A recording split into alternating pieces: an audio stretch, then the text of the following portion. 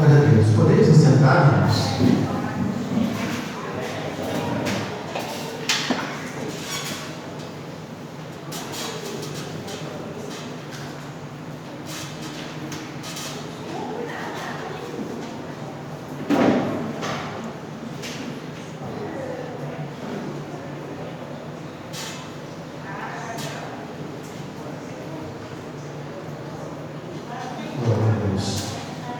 Louvado seja o Senhor.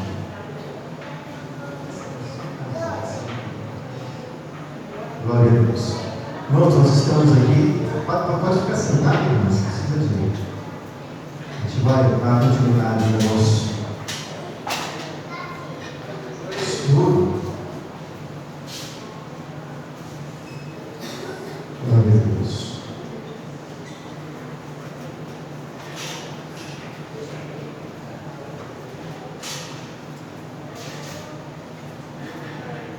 Sobre a teologia, sobre a salvação, teologia sistemática, né? A gente vai dar uma recapitulada aqui rápido, irmãos, para os irmãos que não participaram do último ensino que fizemos.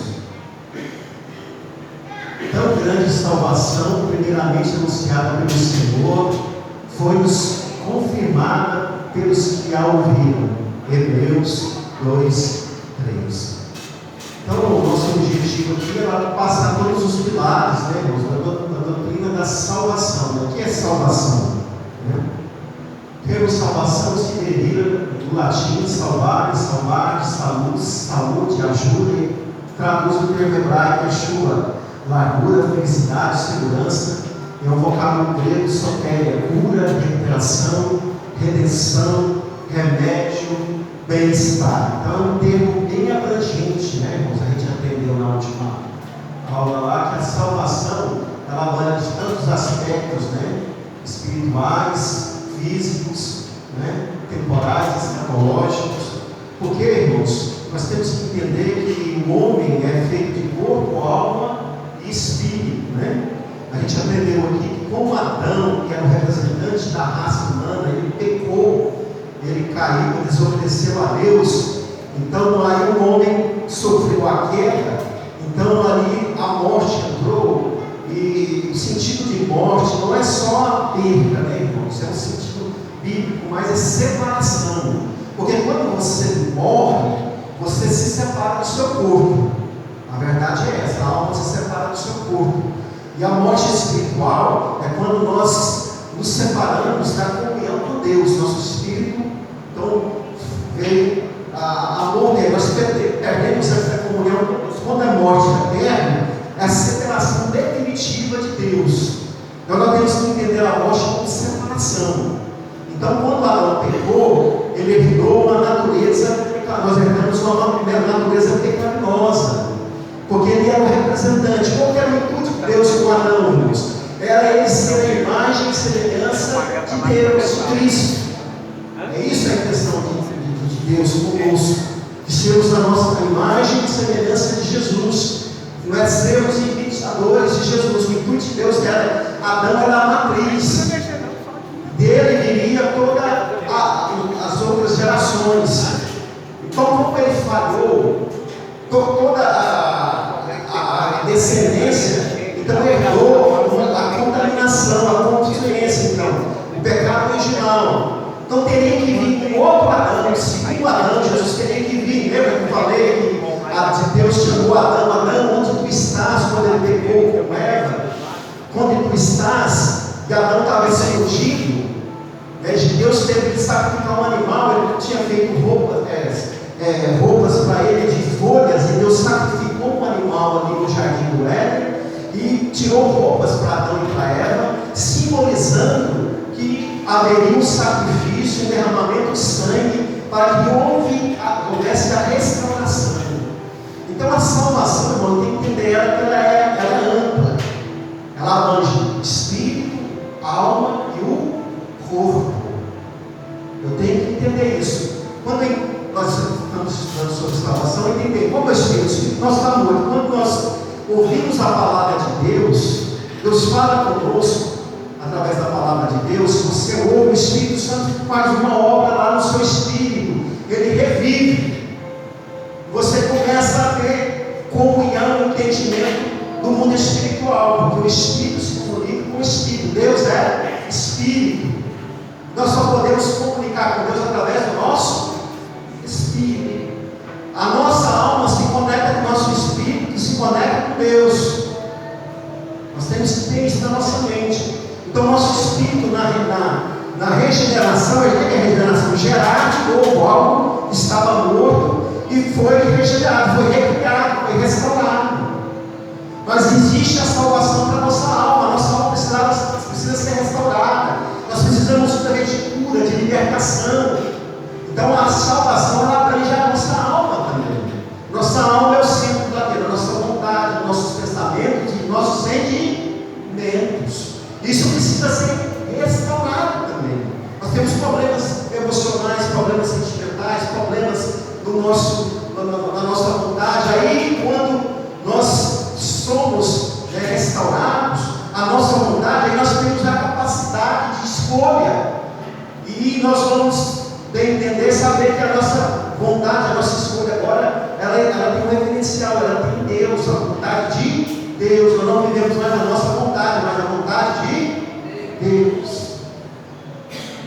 Então nós temos que entender, então nossa alma está sendo restaurada. Nossa alma está sendo curada, liberta, transformada. É o processo da santificação. E o nosso corpo também, irmãos, ele vai ser restaurado. Porque Cristo, o preço do pecado foi sacrificado na carne. Por isso que ele teve que ter um corpo como o nosso. Porque o pecado, ele foi sacrificado na carne. Por isso que isso foi crucificado. O preço do pecado, o pecado foi morto, Cristo teve que pagar o preço na carne. E nós então temos que entender isso, que ainda nós temos dentro de nós a natureza, a velha natureza. Porque o nosso corpo ainda não foi transformado, a nossa salvação é um processo. Ela começou quando você ouviu a palavra de Deus, você ali aceitou, abriu o seu coração, reconheceu que você é pecador, se arrependeu, o Espírito Santo fez a obra ali da regeneração, reviveu o seu seu espírito, ali começou. Ali você automaticamente começou a ser santificado. E é um processo até a vinda de Jesus, quando o nosso corpo vai ser o quê? Transformado. Esse corpo antigo se revestirá de imortalidade. O que é imortal, mortal, se revestirá de imortalidade. É o corpo espiritual que nós vamos receber. Essa carne aqui não pode, carne e sangue não pode herdar o reino do céu. Por isso ela precisa ser transformada. Então a salvação, você tem que ter, então, a ideia, ela abrange tudo. E se você for olhar, ela abrange também até a natureza, irmão. Com o pecado abalou o cosmos dele, irmãos. A terra, ela sofreu maldição, ela começou a produzir abrolhos e espinhos. A Bíblia fala lá em Romanos que a natureza também geme pela restauração. Você vê que a obra da salvação ela é vasta, ela abrange o homem e abrange todo o universo. E nós vemos então os irmãos entenderem, né? Aí eu vou passar mais rápido, irmão, porque a gente chegar onde a gente parou, né? Então aqui são os pontos, né? Da salvação, os pilares, né? Que abrange a salvação: conversão, substituição, justificação, reconciliação, expiação, remissão, redenção, regeneração, união com Cristo, adoção, comunhão com Deus, santificação, glorificação e segurança eterna. A gente viu que a conversão é a transformação, a mudança de rumo, do inferno para o céu, do pecado para a santidade, do diabo para Deus, que acontece mediante arrependimento e fé. Mudança, né, irmãos? Você está no caminho e você muda a direção da sua vida, muda a trajetória da sua vida. Reconhecimento de pecado e profunda tristeza é causada por esse reconhecimento. Quando você reconhece que é pecador, que você necessita ser restaurado, você precisa de perdão, né? De misericórdia, né? Porque eu conheço as minhas transgressões, o meu pecado está sempre diante de mim. Torna a dar-me a alegria da tua salvação e sustenta com um espírito arrependimento, né? Se o ser humano não reconhecer que ele é um pecador e que ele necessita ser restaurado, resgatado, perdoado e livrado da condenação, porque o salário do pecado é a morte. Morte é separação, não foi o que eu falei para os irmãos? Separação de Deus, e separação, se for a morte física, separação do corpo. Morte eterna, separação totalmente de Deus, que quando Deus julgar todos, e os que foram condenados serão lançados no lago de fogo, o diabo e os seus anjos. Então tem que entender isso. Então, Cristo veio o que então? Deus veio perdoar os nossos pecados, é isso? E nos livrar da condenação, porque nós já estávamos condenados. Quando Adão pecou, nós herdamos e os nossos próprios pecados também.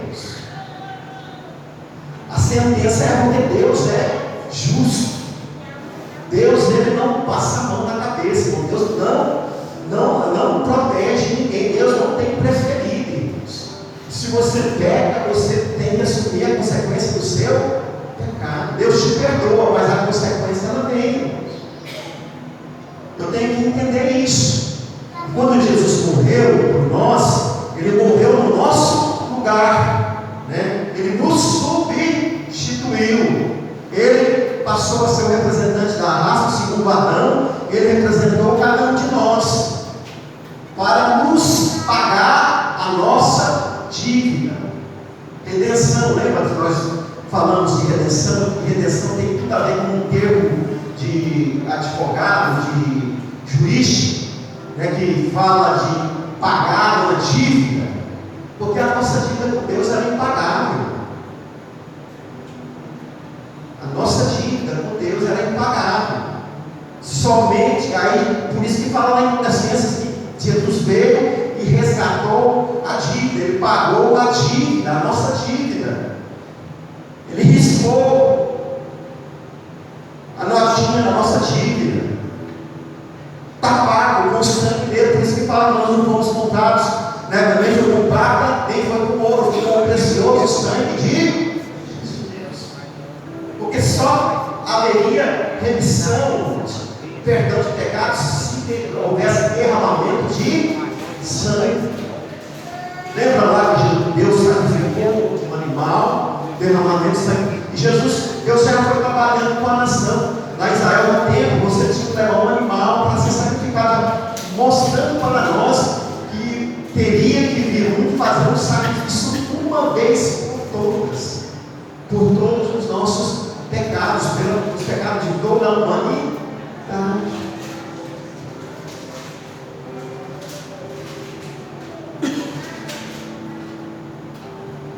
A fé é a confiança absoluta na capacidade salvadora de Jesus e uma certeza de ter recebido a salvação. Só somos salvos através de Jesus. Não existe outro caminho. Jesus é o caminho, a verdade e a vida. Não existe outro nome em cima do céu, embaixo da terra, em que os homens possam ser salvos. Somente através. Não existe outro intermediário. Não existe santo, não existe outro meio. A pessoa tem que reconhecer Jesus, confessar, receber Jesus como seu Salvador e confessar Ele como seu Salvador. Não tem outro caminho. A cruz é através de Jesus. Creia, isso com o teu coração se crê para a justiça, e com a boca se faz confissão para a salvação.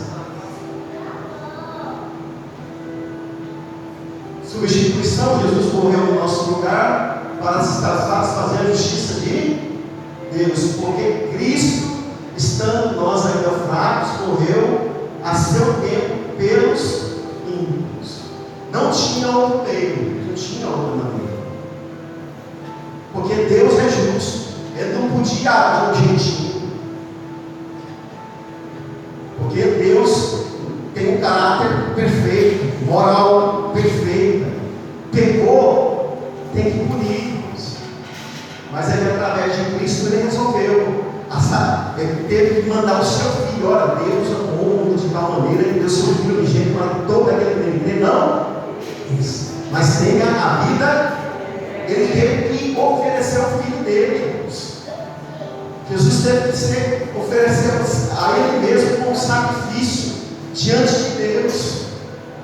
Somente através da cruz, através do sacrifício. Por isso que o diabo tentou de todas as formas impedir que Jesus fosse na cruz. Jesus foi tentado para desistir, porque a obra, a única e exclusivamente, Jesus veio para isso: resgatar o que se havia perdido, reconciliar o homem com Deus, pagar a nossa dívida, perdoar os nossos pecados, nos livrar da condenação eterna.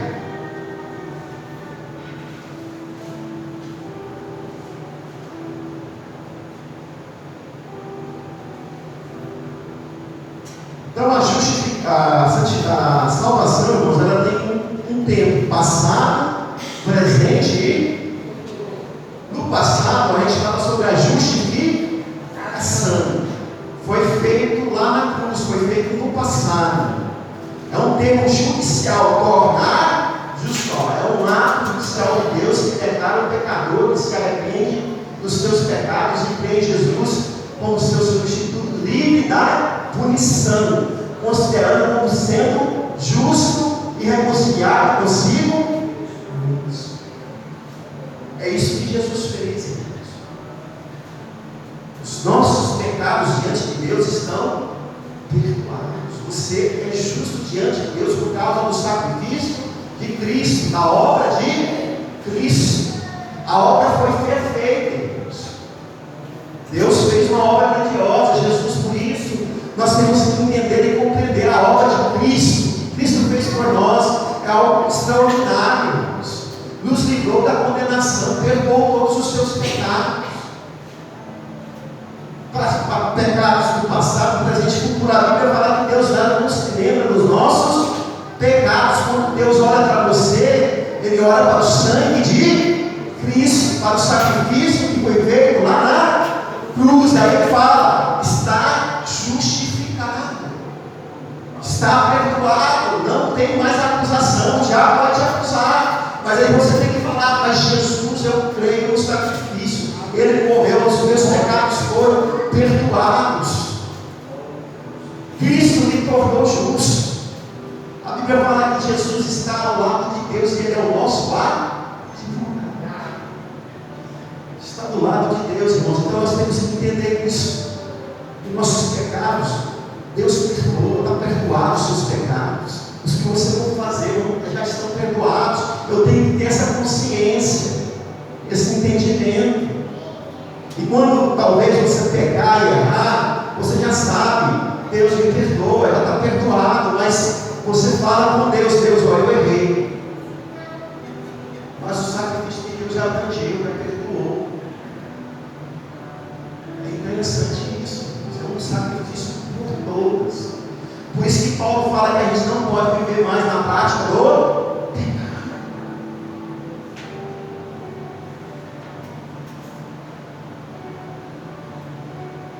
Tem sido, pois, justificados pela fé, temos paz com Deus, por nosso Senhor e Jesus Cristo, né? E aí a gente pegou a reconciliação. Quando nós pecamos, a nossa comunhão com Deus foi o quê? Rompida.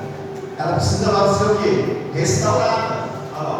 E a mudança de relacionamento e sentimento do pecador para com Deus. Antes da salvação, o pecador estava separado de Deus, inimigo de Deus. A Bíblia fala que os que não têm Deus são filhos da desobediência.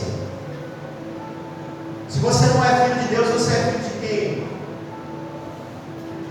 É pesado, não é? Mas a palavra certa é filho do diabo. Porque você faz a vontade de quem? Não é a vontade de Deus, é a vontade do diabo. Você é filho de Deus ou você é filho das trevas? Você é filho da luz? Você é filho da obediência ou filho da desobediência? Não tem meio termo, não tem que cair em cima do muro. Ou você é de Deus ou você não é de Deus. A Bíblia fala: que comunhão tem as trevas com a luz? Não tem nenhuma, não tem como, impossível. Se você quer Deus, você tem que rejeitar as coisas do mundo, o pecado, não tem como, a consciência dos olhos, a soberba da vida. A Bíblia fala que renúncia, tomai a sua cruz, né? E seguir. Aquele que quer vir após mim, toma a sua cruz e seguir.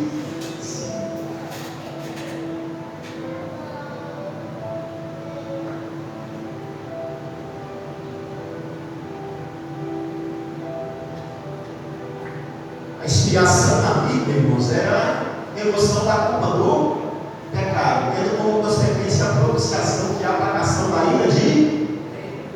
Então, quando Jesus ofereceu lá o seu sangue, aspergiu o seu sangue, derramou o seu sangue, a ira de Deus foi aplacada, a justiça de Deus foi satisfeita, a dívida foi paga. Nenhuma condenação há para que estão em Cristo.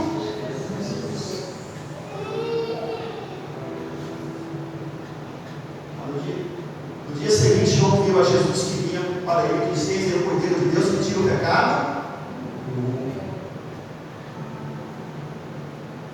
Remir é descartar, abandonar, indevidamente jogar fora. Quando remidos pelo sangue de Jesus, tivemos nossos pecados perdoados definitivamente. Está perdoado. Se você crê no sacrifício de Cristo, crê em Jesus Cristo, se arrependeu, os seus pecados estão perdoados definitivamente. A Bíblia fala que Deus lançou o nosso pecado no mar do esquecimento. Deus não se lembra. É interessante isso, irmão, porque se você faz assim, você pecou hoje, fez uma coisa errada, aí você pede perdão para Deus, aí no outro dia você vai e fala assim: pequei, perdoa, a mesma coisa. Mas para Deus, irmão, de onde você foi embora, acabou e perdão. Agora você tem que passar por um processo de restauração, para você não continuar na prática do pecado. Aí Deus vai trabalhar, vai restaurar a sua alma.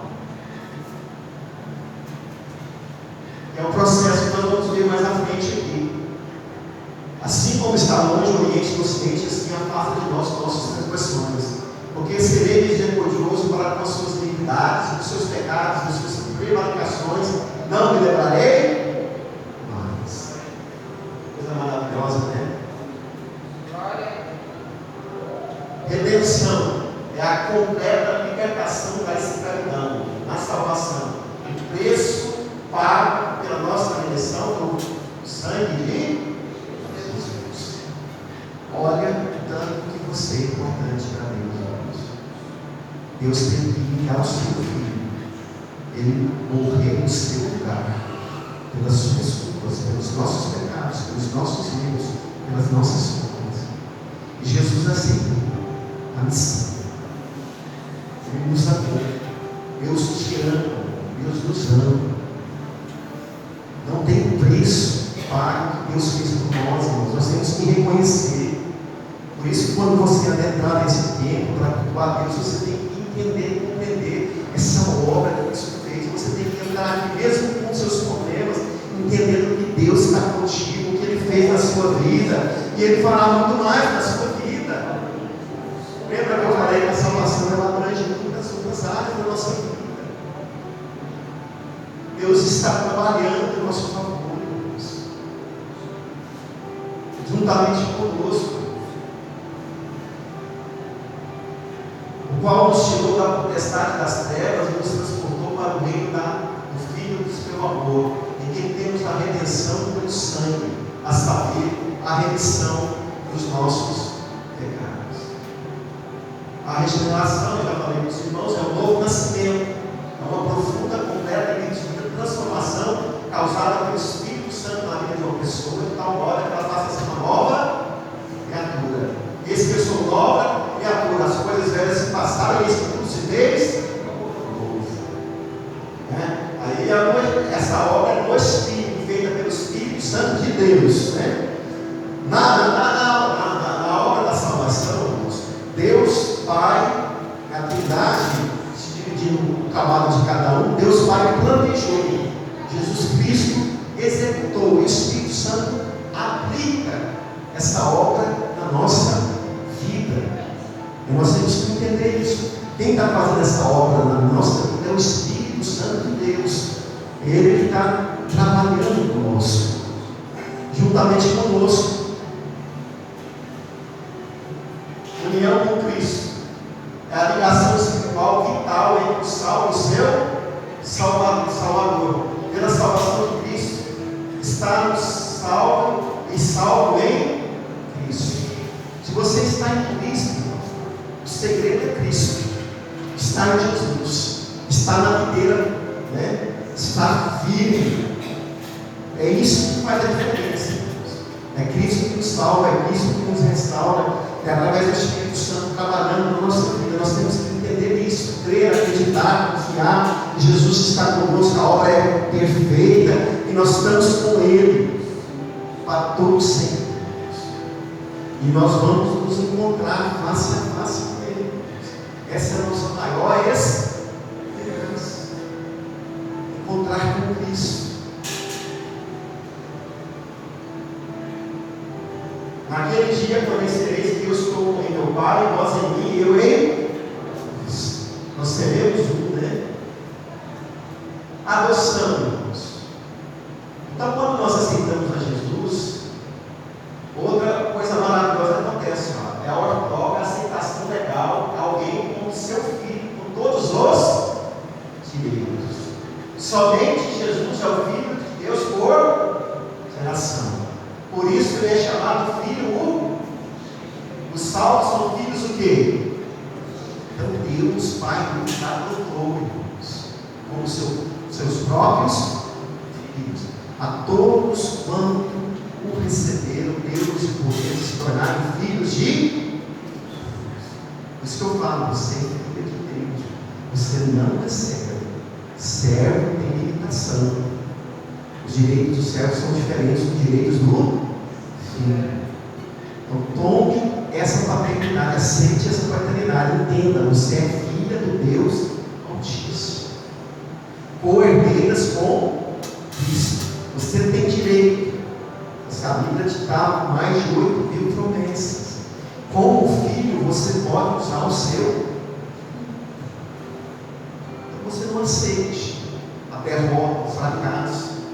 Não aceite o mal chegar na sua casa, na sua família. Você tem autoridade, você é filha de Deus. A Bíblia fala que quando Jesus partiu, toda a autoridade foi dada nos céus e na terra. E essa autoridade é transferida para a igreja, para nós. Você tem a autoridade de Deus na sua vida, a autoridade para expulsar demônios, a autoridade para poder ministrar a cura, ministrar a bênção na sua casa, na sua família, na vida dos seus pais, dos seus filhos, do seu trabalho. Entenda isso. Você é filha de Deus. Use essa posição, entenda a sua posição. Você não é qualquer um. Você é filho de Deus, eu sou filho de Deus, nós somos filhos de Deus. Deus nos adotou, Deus nos tomou para si.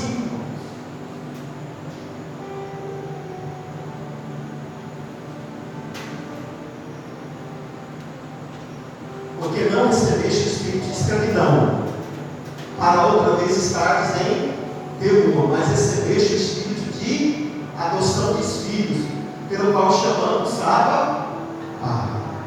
Então você não é escravo, você é liberto, você agora é filho de Deus. Comunhão e relacionamento amoroso, próximo, sincero e pessoal, que traz o diálogo e o movimento, passando a estar assim com Deus quando fomos salvos. Então agora você tem acesso direto a Deus, acesso direto ao Pai, pelo novo e vivo caminho. O acesso foi dado por Cristo. A comunhão que foi rompida, ela foi restabelecida. Agora você pode falar com Deus. Deus é um ser, uma pessoa, tem personalidade. Você pode conversar com ele, como está conversando comigo aqui agora, estou falando com você. Você pode ter essa comunhão, você pode falar a Deus de onde você quiser, na hora que você quiser, no momento que você quiser, você está em comunhão com Ele. Entenda isso. Você como filha, você tem direito, você tem comunhão com o seu Pai. Você pode conversar, Deus é um Deus amoroso, Deus ele te entende, Deus te compreende, Deus conhece as suas estruturas, Deus conhece as nossas fraquezas, Deus sabe quem é você muito bem, sabe quem eu sou. Você tem que ter liberdade de conversar com Ele. Deus, estou aqui, Senhor, me ajuda, Pai. Vamos ver a vida de Davi, como Davi tinha um relacionamento profundo com Deus. O Senhor é o meu pastor, é pessoal, coisa pessoal íntima. Deus quer essa intimidade.